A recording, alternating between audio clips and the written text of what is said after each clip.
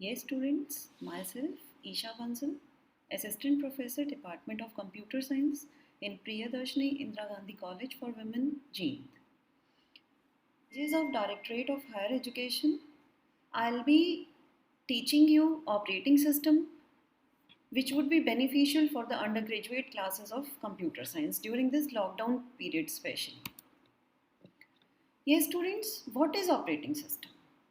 सबसे पहले जब हम कंप्यूटर को ऑन करते हैं, उस कंप्यूटर को कैसे यूज़ करेंगे, तो हमें कंप्यूटर अगर हम देखें तो एक हार्डवेयर होता है जिसको हमें अपने यूज़ के अकॉर्डिंग उससे आउटपुट लेना है।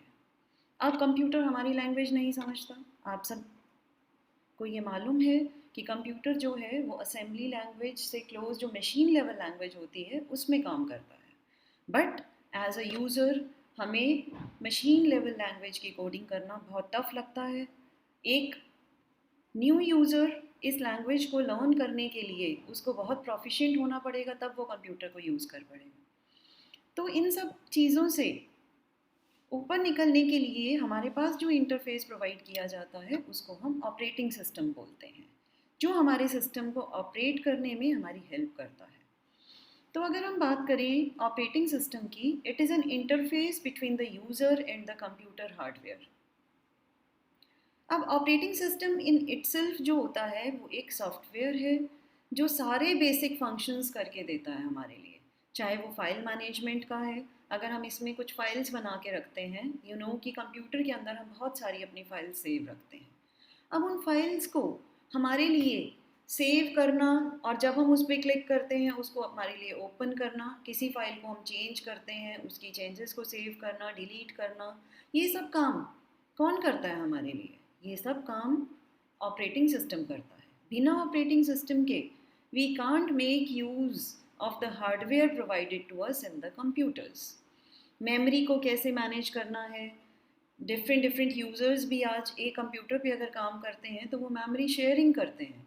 अब कोई एक यूज़र दूसरे यूज़र की मेमोरी को ना डिस्टर्ब करे, उसका डेटा सेफ रखना या फिर प्रोसेसेस को मैनेज करना, हम बहुत सारे काम एक साथ करते हैं कंप्यूटर पे। जैसे कि हम वेब ब्राउजिंग भी करते हैं, उसके ऊपर हमने कोई फाइल भी कॉपी होने के लिए लगाई हुई है, हम वर्ड में भी काम कर रहे हैं और हम कहीं कॉपी पेस्टिंग का काम कर रहे हैं। तो इन सबको मैनेज करके रखता है हमारे लिए। कोई एक प्रोसेस दूसरे प्रोसेस की कमांड से नहीं चलता, वो उसको कंप्लीट प्रोटेक्शन देता है। इसके अलावा हमारे इनपुट आउटपुट्स को हैंडल करता है।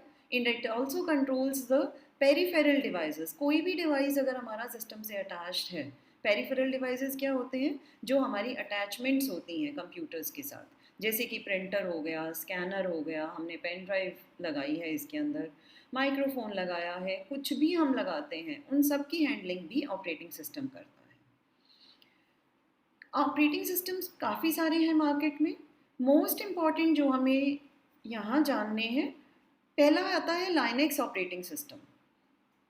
लाइनेक्स ऑपरेटिंग सिस्टम जो एक ऐसा ऑपरेटिंग सिस्टम है जो फ्रीवेयर है, ओपन सोर्स है। इसके लिए आपको कहीं पे भी कोई पेमेंट करने की ज़रूरत नहीं होती, कोई लाइसेंस खरीदने की ज़रूरत नहीं होती। ये आपका ओपन सोर्स है और इसको कोई भी यूज़ कर सकता है। इसके अलावा मोस्ट कॉमन जो हम ऑपरेटिंग सिस्टम देखते हैं डेस्कटॉप्स पे, लैपटॉप्स पे, वो है विंडोज़ ऑपरेटिंग सिस्टम, जो कि माइक्रोसॉफ्ट कंपनी का है। इसको यूज़ करने के लिए हमें इसका लाइसेंस लेना पड़ता है। आजकल जब हम नए लैपटॉप्स लेते हैं उनके अंदर विंडोज़ जो होता है एम्बेड होके भी आता है, तो वो एक लाइसेंस्ड होता है और उसकी कॉस्टिंग उस लैपटॉप के अंदर वो ले लेते हैं हमसे। इसके अलावा कुछ एक ऑपरेटिंग सिस्टम्स हैं जो मोबाइल्स पे वर्क करते हैं, जैसे कि एंड्रॉयड हो गया हमारा, iOS है। iOS जो होता है वो जितने भी एप्पल के फ़ोन्स, लैपटॉप्स, मैकबुक आती है, उन सब में iOS का सॉफ्टवेयर चलता है, ऑपरेटिंग सिस्टम चलता है। अब ये देखो, अगर हम फॉर्मल डेफिनेशन की बात करते हैं ऑपरेटिंग सिस्टम की, तो क्या है operating system? Operating system is a system software that manages and controls computer hardware and software resources. हमारे कंप्यूटर के अंदर जितना भी हार्डवेयर अटैच्ड है और जो भी सॉफ्टवेयर रिसोर्सेज है, सॉफ्टवेयर रिसोर्सेज क्या हो सकते हैं? हमारे एप्लीकेशन प्रोग्राम्स, जैसे कि हमने इसके अंदर MS ऑफिस डाला हुआ है, वो एक एप्लीकेशन प्रोग्राम है। हम एप्लीकेशन प्रोग्राम्स वो प्रोग्राम्स होते हैं जिसके थ्रू हम कंप्यूटर पे काम करते हैं, वो एक वेब ब्राउज़र भी है। तो ऑपरेटिंग सिस्टम एक ऐसा सॉफ्टवेयर है जो इन सभी हार्डवेयर और सॉफ्टवेयर को मैनेज करता है and it provides common services for computer programs. जितने भी हम कंप्यूटर प्रोग्राम्स रन करते हैं उनके लिए हमें प्लेटफॉर्म प्रोवाइड करता है। जैसे कि आप इस पिक्चर में देख सकते हो, हमारे पास उबंटू है ऑपरेटिंग सिस्टम। उस उबंटू ऑपरेटिंग सिस्टम, देखो नीचे जो लाइन में दिए हुए हैं, उबंटू है, हमारे पास मैक ऑपरेटिंग सिस्टम है, विंडोज़ है, Android, iOS, Linux, Tizen, Debian, Chrome. और इन सब के जो हमारे पास ऊपर सिंबल्स दिए हुए हैं, इन सिंबल्स को ही देखते हुए अब ये एप्पल, जो कट एप्पल दिखाई देता है, इसको देखते ही सबको पता चल जाता है कि ये मैक ऑपरेटिंग सिस्टम की बात हो रही है। विंडोज़ से आप सब लोग बहुत ही फैमिलियर हैं। जैसे ही हम ऑन करते हैं हमारे पास विंडोज़ आती है। उसके बाद जो आप नेक्स्ट देख रहे हो एंड्रॉयड, कोई भी एंड्रॉयड फ़ोन को आप स्विच ऑन ऑफ करके जब ऑन करोगे तो आपको ऐसा एक सिंबल दिखाई देता है, ये दिखाता है कि ये एक एंड्रॉयड सिस्टम है। तो इस तरीके से हर एक के अपने लोगोज़ हैं, उन लोगोज़ को देखते ही हमें पहचान आ जाती है कि ये कौन सा ऑपरेटिंग सिस्टम है। और इन लोगोज़ को आपको आइडेंटिफाई भी करना आना चाहिए। कभी आप किसी एग्जामिनेशन में बैठते हैं ऑब्जेक्टिव टाइप में, उसमें कई बार इन लोगोज़ के ऊपर क्वेश्चंस आ जाते हैं कि आपको फाइंड आउट करना होता है कि ये लोगो कौन से ऑपरेटिंग सिस्टम का है। तो ये कुछ इंपॉर्टेंट लोगोज़ हैं और उसके कॉरस्पॉन्डिंग में हमारे पास ऑपरेटिंग सिस्टम के नेम्स हैं, तो आप लोग इससे गो थ्रू हों। क्रोम का आप सब जानते हैं कि ये एक वेब ब्राउज़र है। अब बात करेंगे हम विंडोज़ ऑपरेटिंग सिस्टम की, क्योंकि ये सबसे कॉमनली यूज्ड ऑपरेटिंग सिस्टम है। चाहे हम डेस्कटॉप्स पे अपनी लैब्स में काम करते हैं, चाहे हम लैपटॉप्स पे काम करते हैं, तो विंडोज़ ऑपरेटिंग सिस्टम जो है उसको ही हम बेसिकली देखने में आता है यूज़ में। और ये जो विंडोज़ है ये माइक्रोसॉफ्ट कंपनी ने डेवलप किया है और हमारे पास इसके बहुत सारे अपडेट्स हैं। विंडोज़ 1 जब आया था इन 1985, विंडोज़ सबसे पहले लॉन्च हुआ था और आज जो है विंडोज़ 10 तक हम पहुंच चुके हैं और इसमें सारा कुछ दिखाया गया है आपको। विंडोज़ 1 1985 में आया, विंडोज़ उसके बाद 3.1 आया 1992 में, ये सब उसके अपडेट्स आते रहे और आज लेटेस्ट विंडोज़ 10 जो हम यूज़ कर रहे हैं वो 2017 में आया था। तो हमें पता होना चाहिए कि लेटेस्ट ऑपरेटिंग सिस्टम कौन सा है आजकल विंडोज़ का वर्जन, दैट इज़ विंडोज़ 10। अब आता है टाइप्स ऑफ यूज़र इंटरफेसेस। अब हमने ये तो जाना कि जो हमारा ऑपरेटिंग सिस्टम है वो हमें इंटरफेस प्रोवाइड करता है कि हम कैसे अपने कंप्यूटर से इंटरेक्ट करेंगे, कैसे उससे काम करवाएंगे। अब इसके लिए दो टाइप के इंटरफेसेस होते हैं। एक होता है character user interface, character user interface और ग्राफिकल यूज़र इंटरफेस। जो कैरेक्टर यूज़र इंटरफेस होता है वो इनिशियल टाइम पे आया था। उसके अंदर क्या होता है कि आपको हर चीज़ टेक्स्ट में टाइप करनी होती है, आपके पास कुछ एक कमांड्स होती है, आप उनको यूज़ करके अपने ऑपरेटिंग सिस्टम से काम करवाते हैं, उसको यूज़ करते हैं। जो कैरेक्टर यूज़र इंटरफेस होता है उसको CUI बोला जाता है। इसके अंदर हम कीबोर्ड के कैरेक्टर्स, नंबर्स, इन सबको यूज़ करते हैं as a text to give instructions to the operating system. But this kind of operating system is difficult to use as हमें हर कमांड को याद करना होता है। अगर हमें एक कॉपी का भी काम करना है तो हमें उसको पूरी कमांड के थ्रू उसको बताना होगा लैंग्वेज में उसकी कि हम ये काम करवाना चाहते हैं। इन स्पाइट ऑफ दिस, जब कैरेक्टर यूज़र इंटरफेस टफ लगा तो उसके लिए बहुत ही एक यूज़र फ्रेंडली वर्जन आया हमारे पास, ग्राफिकल यूज़र इंटरफेस, जिसको हम GUI बोलते हैं। जो आज हम देखते हैं अपना, हम सिस्टम जैसे ही ऑन करते हैं तो हमारा जब विंडोज़ लोड होता है तो आप देखते हो ऐसे हमें आइकन्स दिखाई देते हैं। तो ये क्या करता है, इन आइकन्स के अंदर इमेजेस होती हैं, ग्राफिक्स होते हैं, जिसके थ्रू हम इमेज देख के भी पहचान सकते हैं कि ये जो आइकन है पर्टिकुलरली किस काम का होगा, और उसके ऊपर नेम्स भी मेंशन्ड होते हैं और हमें सिर्फ माउस को क्लिक करने से उस पर्टिकुलर इंस्ट्रक्शन जो है वो ऑपरेटिंग सिस्टम के पास चली जाती है। सो आपको कोई कमांड याद करने की ज़रूरत नहीं है और ग्राफिकल यूज़र इंटरफेसेस जो हैं वो बहुत ही ईजी हैं, यूज़र फ्रेंडली हैं। तो आज जो कंप्यूटर ब्रांच को बिलोंग नहीं करता वो वाला स्टूडेंट या वो वाला यूज़र भी ग्राफिकल यूज़र इंटरफेसेस आने के बाद कंप्यूटर को बहुत ईजीली हैंडल कर लेता है। करैक्टर यूज़र इंटरफेस का जो सबसे पहला एग्जांपल आया था हमारे सामने वो ऑपरेटिंग सिस्टम था MS DOS, और ग्राफिकल यूज़र में जब आया विंडोज़, हमारे पास सबसे पहले ऑपरेटिंग सिस्टम आया। अब आता है कि ओवरव्यू में हमने देखा कि ऑपरेटिंग सिस्टम क्या होता है। अब ऑब्जेक्टिव क्या है, क्या सोच के ऑपरेटिंग सिस्टम को डेवलप किया गया। तो operating system is a program that acts as an intermediary between a user of a computer and the computer hardware. ये अब तक हमने देखा कि वो इंटरफेस प्रोवाइड कर रहा है। अब ऑपरेटिंग सिस्टम का क्या गोल है? वो सबसे पहले it executes user program and helps to solve user problems. जो भी हमारे प्रोग्राम्स हैं, अगर हम कोई भी प्रोग्रामिंग लैंग्वेज में अपना कोई प्रोग्राम बनाते हैं और उसको हम एग्जीक्यूट करवाना चाहते हैं तो उसके लिए हमें ऑपरेटिंग सिस्टम की रिक्वायरमेंट पड़ती है। It makes the computer system convenient to use. अगर ऑपरेटिंग सिस्टम ना होता तो हमें हर एक कमांड अपनी हार्डवेयर को इंटरैक्ट करने के लिए सब कुछ मशीन लेवल लैंग्वेज में करना होता। बट आज हम हाई लेवल लैंग्वेजेस यूज़ करते हैं। High level languages English like languages हैं।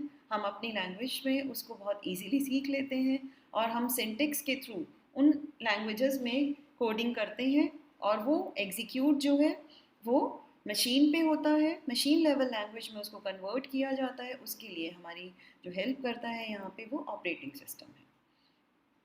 It uses the computer hardware in a very efficient manner. हमारे पास लिमिटेड हार्डवेयर होता है, चाहे हम मेमोरी की बात करें, चाहे हम हार्ड डिस्क की बात करें, तो एक लिमिटेड अमाउंट होता है और उसको आपको ऑपरेटिंग सिस्टम जो होता है वो उसको हैंडल करने में आपकी हेल्प करता है कि आप उसको एफिशिएंटली उसका यूज़ कर सको। और अगर मल्टीपल यूज़र्स हैं आपके सिस्टम पे काम करते हैं, जैसे एक लैब में एक सिस्टम पे बहुत सारे स्टूडेंट्स बैठते हैं, वो अपने अपने फोल्डर्स में अपने प्रोग्राम्स बनाते हैं, तो वो प्रोग्राम्स कहाँ सेव होते हैं? वो हार्ड डिस्क में सेव होते हैं, मेमोरी में सेव होते हैं, विच इज़ अ हार्डवेयर। तो अब उसको कैसे इकोनोमाइज़ करना है, हर एक बच्चे को उसके ऊपर स्पेस भी मिल जाए, और इन सबको के साथ जो हमारा डील करता है वो ऑपरेटिंग सिस्टम करता है। अब जैसे ही हम कंप्यूटर सिस्टम को ऑन करते हैं, ऑपरेटिंग सिस्टम लोड होता है। इस ऑपरेटिंग सिस्टम को लोड करने के लिए जो हम प्रोग्राम रन किया जाता है, जो हमारी रोम में लिखा होता है, वो होता है बूटस्ट्रैप प्रोग्राम। तो bootstrap program is loaded at power up और रीबूट। जैसे ही हम सिस्टम को रीबूट रीस्टार्ट करते हैं तो बूटस्ट्रैप प्रोग्राम इनिशियलाइज कर देता है हमारे ऑपरेटिंग सिस्टम को, और हमारा जो है डेस्कटॉप जैसे ही ऑन होता है तो हमारा ऑपरेटिंग सिस्टम उसमें लोडेड मिलता है। तो और ये प्रोग्राम जो लोड करता है ऑपरेटिंग सिस्टम को, उसको हम बूटस्ट्रैप प्रोग्राम बोलते हैं। अब जैसे ही हमारा बूटस्ट्रैपिंग हो जाती है तो हमारा ऑपरेटिंग सिस्टम लोड हो गया, तो हमारे सिस्टम इस तरीके से दिखाई देते हैं। चाहे वो डेस्कटॉप है उसके ऊपर भी ऑपरेटिंग सिस्टम मिलेगा, लैपटॉप पे भी, फ़ोन पे भी हम एंड्रॉयड ऑपरेटिंग सिस्टम या iOS मिलता है। आपके पास टेबलेट्स होते हैं, टेबलेट्स भी एंड्रॉयड पे भी वर्क करते हैं, विंडोज़ टेबलेट भी होते हैं। जो भी ऑपरेटिंग सिस्टम आपके टेबलेट के अंदर है वो सारा लोड हो जाता है जैसे ही हम अपने सिस्टम को स्टार्ट करते हैं। अब आता है हमारा conceptual view of N operating system. Operating system को अगर हम देखते हैं कि वो इंटरनली कैसा दिखाई देता होगा, तो ऑपरेटिंग सिस्टम जो होता है वो एक लेयर्ड आर्किटेक्चर प्रोवाइड करता है। जो आउटर मोस्ट लेयर होती है जिसमें आपको ये यूज़र 1, यूज़र 2, यूज़र n तक दिखाई दे रहे हैं, ये सब यूज़र्स हैं। हम लोग जब सिस्टम पे काम करते हैं तो हम सॉफ्टवेयर्स के ऊपर काम करते हैं। तो इस लेयर में आपको दिखाई दे रहा होगा कि यूज़र जो इंटरेक्ट कर रहा है वो सॉफ्टवेयर लेयर से कर, और सॉफ्टवेयर जो है उसके नीचे जो लेयर है that is the hardware layer. Software layer में हम सॉफ्टवेयर्स को लोड करते हैं। सॉफ्टवेयर्स कौन कौन से होते हैं? सिस्टम सॉफ्टवेयर्स भी हो सकते हैं और एप्लीकेशन सॉफ्टवेयर्स भी हो सकते हैं। अब सिस्टम सॉफ्टवेयर्स और एप्लीकेशन सॉफ्टवेयर्स में जो डिफरेंस है ये हम आगे लेक्चर्स में डिस्कस करेंगे। अब इन सॉफ्टवेयर्स को जब हम यूज़ करते हैं तो हमें हार्डवेयर के ऊपर एक्चुअली लोडिंग करनी होती है। अब इन दोनों के बीच में जो ऑपरेटिंग सिस्टम की लेयर है वो हमें हेल्प करती है। अब सिस्टम सॉफ्टवेयर पे आपने अपना, सपोज हम सी का प्रोग्राम लिख रहे हैं, सी का हमारे पास कंपाइलर है, हमने अपने प्रोग्राम को लिखने के बाद उसको कंपाइल किया। उसके बाद आपने देखा होगा कि हमारे पास OBJ फाइल बन जाती है उसको, और EXE फाइल बनती है। उसके लिए वो रन उसको कहाँ करता है, वो उसको हार्डवेयर पे लेके जाता है, हार्डवेयर पे वो प्रोग्राम सेव होता है, और एक्चुअली क्या होता है कि सी लेवल लैंग्वेज को वो कन्वर्ट करता है मशीन कोड में। जो OBJ फाइल होती है वो उसकी मशीन कोड फाइल होती है, और फिर उसके लिए हमें EXE देता है। EXE को हमारी एक रनेबल कोड आ जाता है हमारे सामने। तो ये जो ऑपरेटिंग सिस्टम है हमें इंटरफेस प्रोवाइड कर रहा है, हम अपनी लैंग्वेज में बात कर रहे हैं, हार्डवेयर को उसकी लैंग्वेज में समझा रहा है। इन दोनों के बीच में ये एक लेयर का काम कर रहा है। अब ऑपरेटिंग सिस्टम को अगर हम खाली एक इंटरफेस का नाम दें तो ये एक बहुत ही प्राइमरी डेफिनेशन हो जाएगी जो 4th या 5th क्लास के बच्चे को कहा जाता है। What is an operating system अगर उनसे पूछेंगे तो उनको सिखाया जाता है operating system is an interface between the user and the system. But being a graduate student we should define operating system as a resource manager, क्योंकि ऑपरेटिंग सिस्टम सिर्फ इंटरफेस का काम नहीं करता। Operating system acts as a manager of all the resources connected to our system. Resources कौन से हो सकते हैं, जैसे processor, memory, files, input output device, वो सारों को मैनेज करके चलता है। आपके लिए उन सब की मैनेजमेंट का काम जो है वो ऑपरेटिंग सिस्टम करता है। हम सब यूजर्स हैं और operating system is a manager. तो इस रोल के अंदर the operating system keep track of the status of each resource. Operating system knows कि कौन सा रिसोर्स इस टाइम पे खाली है, किस रिसोर्स को हमें किस तरीके से उसको एफिशिएंटली यूटिलाइज करना है। अगर हम मेमोरी की बात करें या फिर टाइम की बात करें तो इन दोनों के बीच में ट्रेड ऑफ मेंटेन करता है। मेमोरी हमें टाइम जो होता है वो मिनिमम यूज़ करना होता है किसी भी प्रोग्राम को एग्जीक्यूट करने के लिए। हम कहते हैं कि हमारा जो है रिजल्ट जल्दी आ जाना चाहिए, तो जल्दी आना मीन्स कि टाइम कम लगना चाहिए और मेमोरी भी कम लगनी चाहिए। तो अब इसको ऑपरेटिंग सिस्टम ट्रैक करता है उसके स्टेटस को और उसको एफिशिएंटली यूज़ करता है, और वो ही डिसाइड करता है who will get a resource. कोई पर्टिकुलर रिसोर्स है उसको दो यूज़र सेम टाइम पे अगर एक्सेस करना चाहते हैं तो वो देखता है कि वो रिसोर्स कौन से यूज़र को कितनी ड्यूरेशन के लिए प्रोवाइड किया जाए, ताकि वो रिसोर्स भी एफिशिएंटली यूज़ हो जाए और सभी यूज़र्स को भी यूज़ में आ सके वो रिसोर्स। तो इन सब की हैंडलिंग वो करता है, बहुत अच्छे से डील करता है सभी रिसोर्सेज के साथ। इसीलिए ऑपरेटिंग सिस्टम को हम क्या कहते हैं, it is a resource manager. अब हम डिस्कस करेंगे functions of N operating system. अभी तक हमने देखा कि ऑपरेटिंग सिस्टम बहुत सारे फंक्शंस कर रहा है। मीन मेमोरी को मैनेज कर रहा है, it also manages the device, processor को मैनेज करता है, इट प्रोवाइड्स सिक्योरिटी ऑल्सो। हमारा जितना भी डेटा है वो हमारे इसके सिस्टम के ऊपर सेव रहे तो इसके लिए वो पासवर्ड्स देता है, हम अपने फाइल्स को पासवर्ड प्रोटेक्ट कर सकते हैं। उसके अलावा वो एरर भी डिटेक्ट करता है, अगर हमारा कुछ एरर आ जाता है कोई प्रोग्राम ऑन करने में तो उसके लिए भी वो हमारी हेल्प करता है। फिर वो कोऑर्डिनेशन बिठा के बैठता है बीच में सॉफ्टवेयर और यूज़र के बीच में, जॉब अकाउंटिंग का काम करता है वो, और फाइल मैनेजमेंट का काम करता है। अब इन सारे फंक्शंस को हम एक एक करके यहाँ पे डिस्कस करेंगे। सबसे पहला काम जो ऑपरेटिंग सिस्टम करता है दैट इज़ मेमोरी मैनेजमेंट। अब मेमोरी मैनेजमेंट में कौन से काम आते हैं, वो सबसे पहले मेमोरी को जैसे ही आपने कोई फाइल बनाई और उसको सेव किया तो वो आपको मेमोरी एलोकेट कर देता है। अब जैसे ही आप उस फाइल में कोई एडिशन करते हैं तो वो स्पेस जो होता है वो आपको और एलोकेट करेगा, उतनी स्पेस में आपका उतना ही डेटा आ सकता है। अगर आप उस फाइल के अंदर और डेटा डालते हो और उस स्पेस में आपका डेटा नहीं आ रहा तो वो उस स्पेस को और एक्सटेंड करता है आपके लिए और आपका पूरा डेटा सेव करता है। ऐसे ही अगर आप कोई फाइल डिलीट कर देते हैं परमानेंटली अपने सिस्टम से तो उस मेमोरी को फ्री स्पेस में लेके जाता है ताकि वो मेमोरी किसी और यूज़र के या फिर किसी और प्रोग्राम में आपके काम आ सके। तो इसके लिए it keep track of which part of the memory are currently being used and by whom। अब आपकी मेमोरी, आप एक यूज़र हो, आपने बहुत सारी फाइल्स बनाई हुई हैं, आपकी कौन सी फाइल कहाँ पे स्टोर्ड है, आप क्या करोगे, जब भी आपको किसी फाइल की रिक्वायरमेंट होगी आप उसको सिर्फ डबल क्लिक करोगे और वही फाइल आपके सामने खुल के आ जाती है। अब वो कैसे करता है, वो अपना एक टेबल मेंटेन रखता है जिसमें वो इन सब चीज़ों का ट्रैक रखता है कि कौन सी फाइल कौन से नाम से कौन से यूज़र की कहाँ पे स्टोर्ड है। और efficient utilisation when the memory resources heavily computed, इसका क्या मतलब हुआ, जब आपका मेमोरी बहुत कम होता है और उसको बहुत सारे यूज़र्स या बहुत सारे प्रोग्राम्स उसको एक्सेस करना चाहते हैं तो वो मेमोरी को डिवाइड करता है डिफरेंट यूज़र्स के बीच में और उसका एफिशिएंट यूटिलाइजेशन करता है। आगे के हम चैप्टर्स के अंदर इस सब के ऊपर पूरा पूरा एक यूनिट पढ़ेंगे कि कैसे मेमोरी मैनेजमेंट का काम और एफिशिएंटली ऑपरेटिंग सिस्टम इसको कैसे कर पाता है।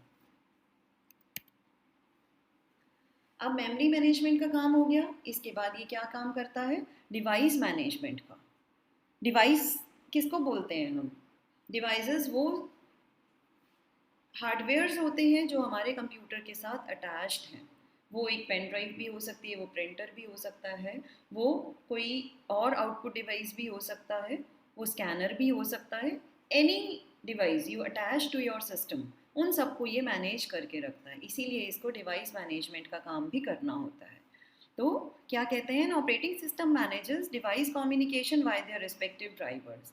अब हर एक डिवाइस का अपना एक लैंग्वेज होता है काम करने का। जैसे प्रिंटर काम करता है वैसे स्कैनर काम नहीं करता, जैसे स्कैनर काम करता है वैसे पेन ड्राइव काम नहीं करती। तो इनको यूज़ करने के लिए हमें जो सॉफ्टवेयर्स चाहिए होते हैं उनको हम ड्राइवर्स बोलते हैं। तो अब जैसे ही हम उस पेन ड्राइव को लगाते हैं या किसी भी डिवाइस को अटैच करते हैं उसका ड्राइवर इंस्टॉल हो जाता है हमारे सिस्टम के ऊपर और वो ऑपरेटिंग सिस्टम के अंदर ही होता है। तो वो क्या करता है, अब डिवाइस मैनेजमेंट के लिए keep tracks of all the devices. जैसे ही कोई सिस्टम के साथ डिवाइस अटैच हुआ वो उसको अपनी लिस्ट में डाल लेगा कि ये डिवाइस अटैच्ड है। और जैसे ही हम सिस्टम रीबूट करते हैं या रीस्टार्ट करते हैं उस टाइम पे जितने भी अटैच डिवाइसेस होते हैं, चाहे वो माउस है चाहे कीबोर्ड है, जितने भी डिवाइसेस हैं उन सब का लिस्टिंग पहले से उसके पास आ जाता है। उसके बाद decides which process gets the device when and for how much time. उसके बाद वो डिसाइड करता है कि कौन सा डिवाइस कौन से यूज़र को इस पर्टिकुलर टाइम पे मिलेगा और कितने टाइम के लिए मिलेगा। जैसे कि बहुत सारे यूज़र साइमल्टेनियसली प्रिंट की कमांड दे देते हैं। अगर एक प्रिंटर है हमारे सर्वर पे इंस्टॉल और बहुत सारे सिस्टम्स उससे कनेक्टेड हैं, या एक सिंगल यूज़र ही काफ़ी सारी प्रिंट की कमांड देता है, तो वो क्यू में लग जाती है। और उसमें कौन सा रूल फॉलो करता है, वो फर्स्ट कम फर्स्ट सर्व। जैसे ही प्रिंटर पे कमांड आती है वो उस कमांड के अकॉर्डिंग जो पहली कमांड होती है उसको उठाता है और आपके प्रिंट आउट्स निकालना स्टार्ट करता है।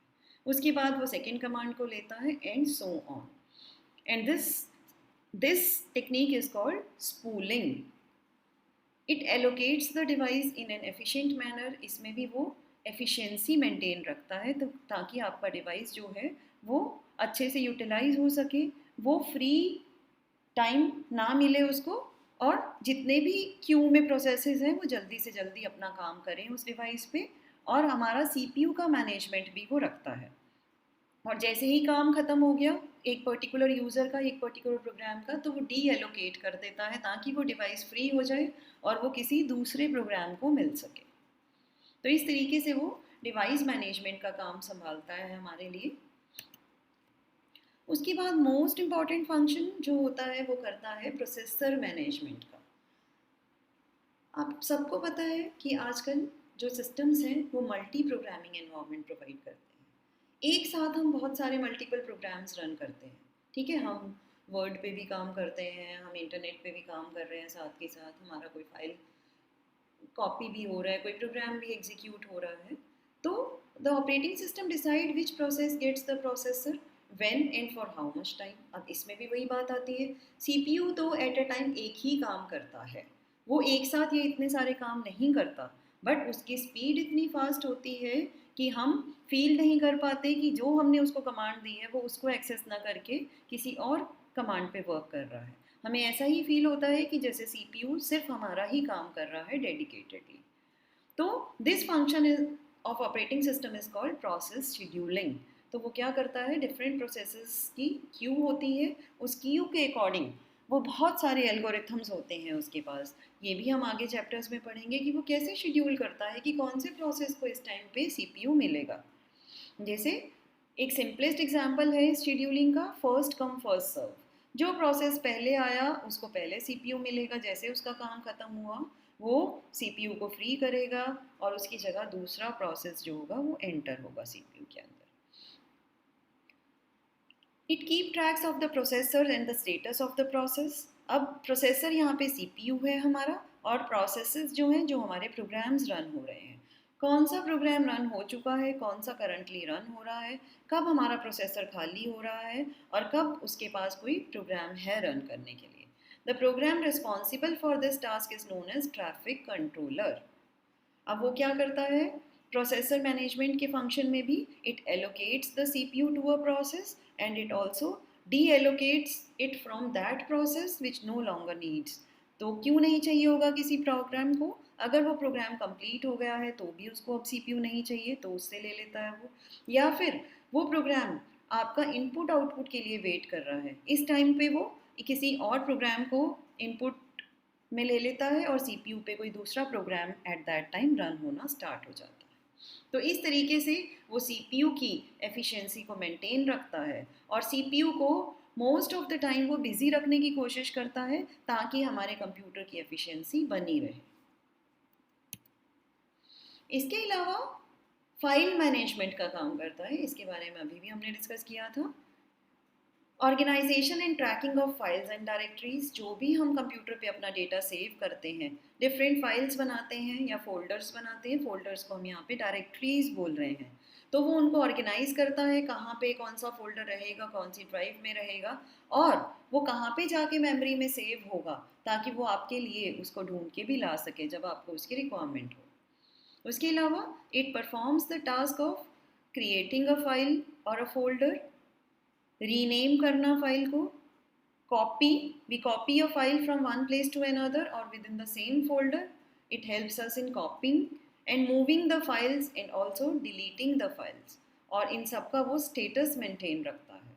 It also keep tracks of the location of the various files in the hard drive. hard drive में आपकी फाइल कहाँ पे सेव है।